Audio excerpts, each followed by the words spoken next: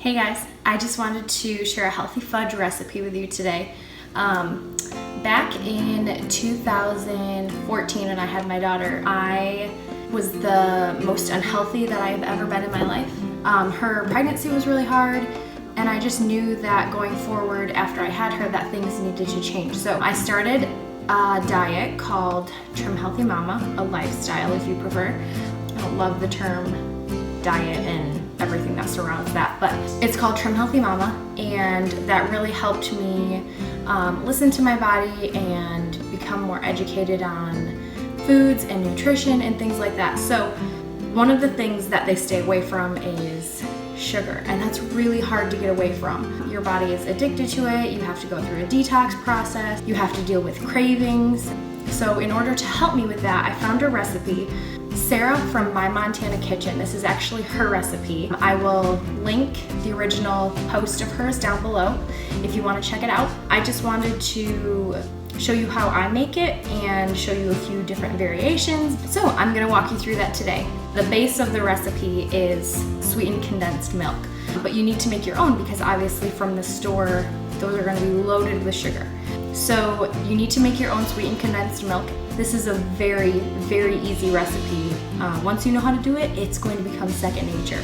This has really helped me stay on track and stay away from sugar, and I still get all my chocolate cravings satisfied, so I love this one. I still eat it, years into following Trim Healthy Mama, so it's really been a staple. You're gonna wanna get a pan with sort of a larger base. Something like a smaller saucepan like this will work, but I really recommend going for a pan with a little bit larger of a base because you want the liquid to be able to spread out and evaporate. Our first ingredient is heavy whipping cream, and you're going to need 2 cups of this. I get this large bottle from Walmart, but some of the smaller ones are about 2 cups, so you can use the whole thing of that, but I will be measuring.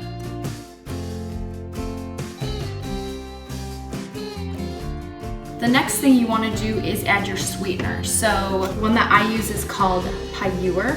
I might be slaughtering that name. In Sarah's recipe, she calls for the Trim Healthy Mama sweeteners. You can do that too. This is just something that I started with and it's worked great for me. I just get it from Walmart. I transferred it to this jar for, what's the matter? That's why I'm having you sit down and watch a video, okay? Thank you. The original recipe calls for the Trim Healthy Mama brand sweeteners, which are great and wonderful. I have never made this recipe myself with those. What do you need?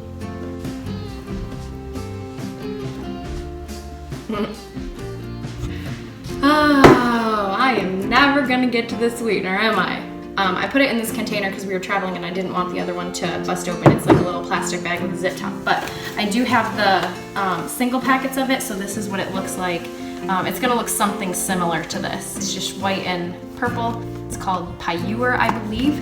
It's just a blend of stevia and erythritol. It's very low glycemic, so it doesn't spike your blood sugar. It doesn't give you all the nasty side effects that sugar can. If you're comparing to Trim Healthy Mama sweeteners, this is a little bit more like super sweet, so it's not going to taste exactly like sugar. In this recipe, I have found that because you're using a smaller amount, it dilutes pretty well, and this is a favorite. I bring this to family get-togethers where there is not people who have detoxed from sugar, not people who are trying to stay away from sugar. Some people say that the taste of stevia is a little bit weird to them at first, but I found that almost everyone that has tried this has loved this, whether they are on Trim Healthy Mama or not, whether they're on keto or not, whether they're on a low glycemic diet or not. This is a crowd pleaser for sure. So I use a 1/4 cup of this. The taste of stevia can be a little bit bitter if you're not used to it, and the taste of erythritol can be a little bit cooling on the tongue. And so in order to warm it up a little bit and to make it a little bit less bitter, I just add like a pinch of salt. That'll really help warm the flavor up. The next ingredient is butter, just a tablespoon of butter. I use a pure Irish butter from Aldi. Like seriously, once you get it, you're never gonna go back.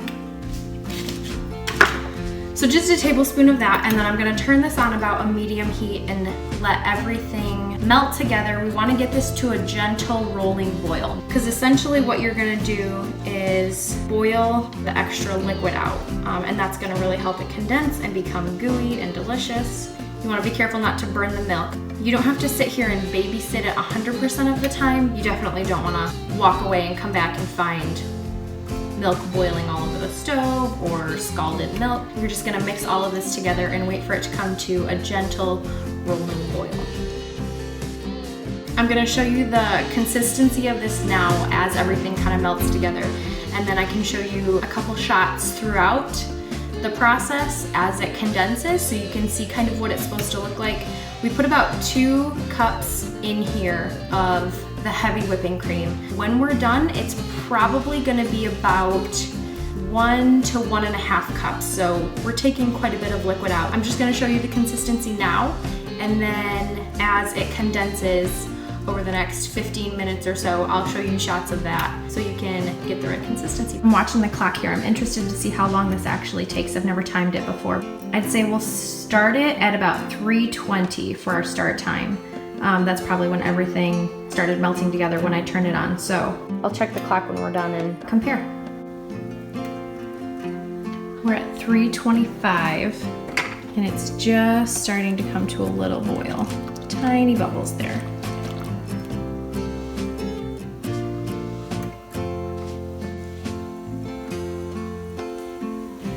$3.26, and it looks like it's boiling pretty much around the whole pan. So at this time I would probably turn it down just a little bit because the pan is going to maintain its heat, so you're no longer trying to warm it up, just maintain that boil.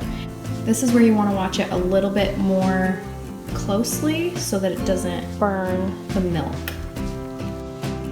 All right, 3:28, and you can see it's starting to get a little bit thicker.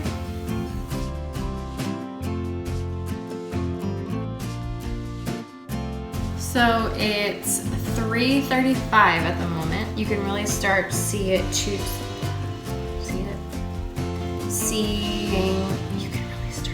You can really start to see is what I'm trying to say. You can really start to see the milk kind of condensing. It's gonna turn a little bit more of a golden yellow color. The bubbles are gonna be a little bit bigger as the liquid is thickening, and that's good, that's what you want. This is the hardest part, just waiting for it to condense to the right consistency. Some of the golden color is coming from the butter that I put in because it was a grass-fed butter, so it's a little bit more rich in color, but either way, if you use regular butter, that's fine too, but it will still turn into a little bit more of a golden color as it starts to thicken. It's 3:37, and you can really see this starting to condense. It's starting to turn into a golden color, and the bubbles are bigger. It's not quite ready. You can see as I stir though, it's a little bit more dense and not so watery. 3:38, I'd say we're about done, guys. Look at this. It's a little bit caramelized, it's pretty thick. It's got a nice golden color. Looks amazing. So it's officially 3:39. I'm gonna take it off the heat. The consistency is really good. The color is really good. It pretty much looks like sweetened condensed milk. You don't have to worry about getting it perfect because when you add your chocolate, it's gonna help thicken it up, so it's not gonna be too runny either way. It just depends on how gooey or how firm you like your fudge. So what I'm gonna do is turn this off, and I'm gonna take it off the heat, and I'm just gonna let it cool down. The next step we're gonna do is to prepare the pans that we will be putting the fudge in as it cools. So how I usually prepare my pan is I find my smallest glass container, because you're gonna be putting something hot in this, and then I line it with parchment paper so that the fudge doesn't stick to the inside and it's easily removable. It's not gonna be beautiful, but that's okay, it's gonna taste delicious.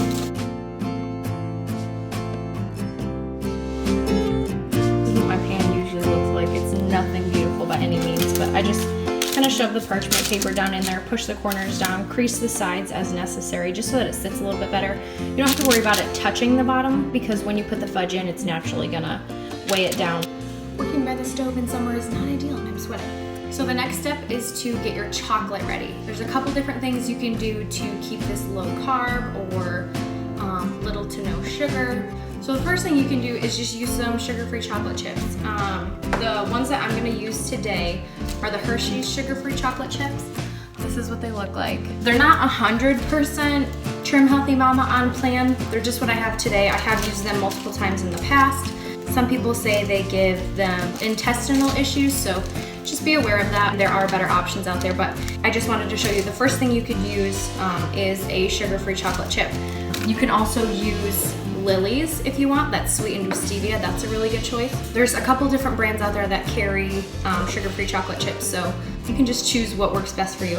The other option, which I don't have a full cup of chocolate chips today, so you can do this with the full cup. I'm just gonna be using a little bit of both. You can get 85% dark chocolate. I just get this from Aldi, and it just comes in little bars like this size. And I'm gonna put them in this bag and I'm gonna crush them up so that they melt better. Now I'm doing this while the condensed milk is cooling. You don't wanna go ahead and just put your chocolate directly into the condensed milk. It will scald it, it will burn it. It's gonna have a little bit of a bitter flavor because of the burned chocolate. It's gonna separate, the oils are gonna rise to the top. That's not something you want. You wanna make sure that you're giving it enough time to cool down so that it's not too hot to the touch, that you can touch it and you won't burn yourself. So be careful, use caution. I don't have a thermometer. I just kind of let it set for a few minutes. But the main thing is you don't want to add your chocolate right away coming off of the heat because that will burn your chocolate. So I'm just gonna mash these up to complete my full cup of chocolate. Then we'll continue to wait for the condensed milk to cool.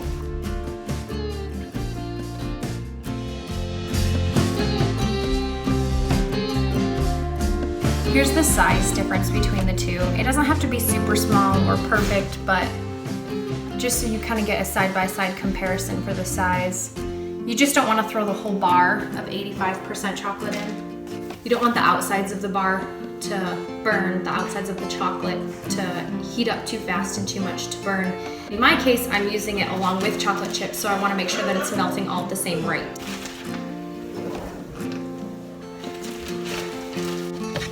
As this sauce cools a little bit, it's going to thicken. Look at this consistency.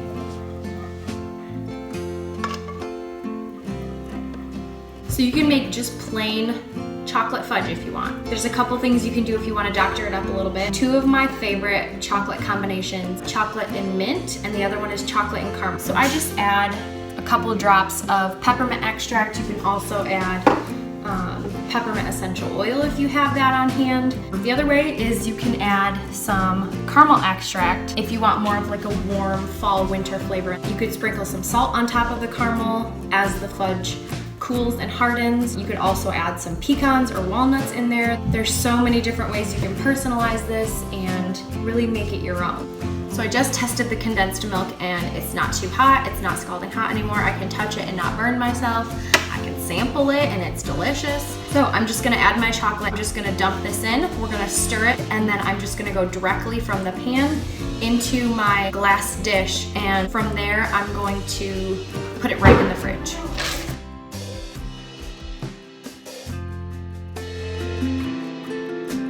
You can still see there's a couple chocolate chunks in here, but that's okay. I'm just gonna dump it right into the pan. It will continue to melt as it sets.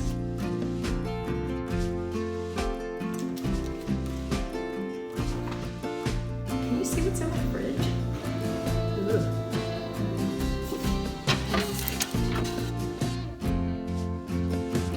So somehow cooling for a couple hours turned into cooling overnight.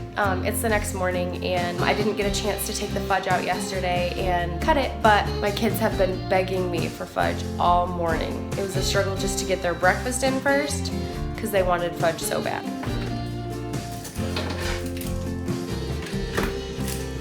Look at that amazing fudgy goodness. So this part is really simple. We used the parchment paper yesterday, so that's gonna help us take it out really easy.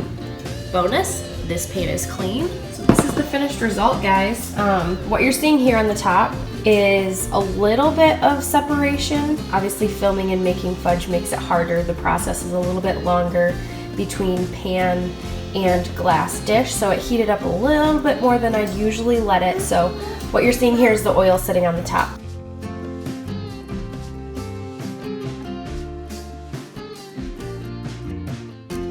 Can I get one myself?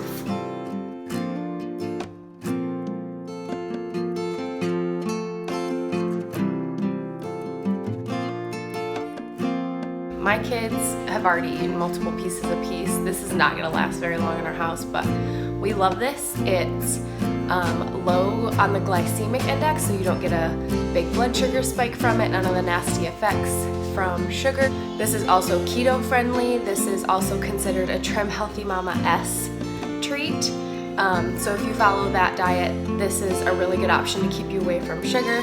Thanks for watching, guys. You want another piece? How many have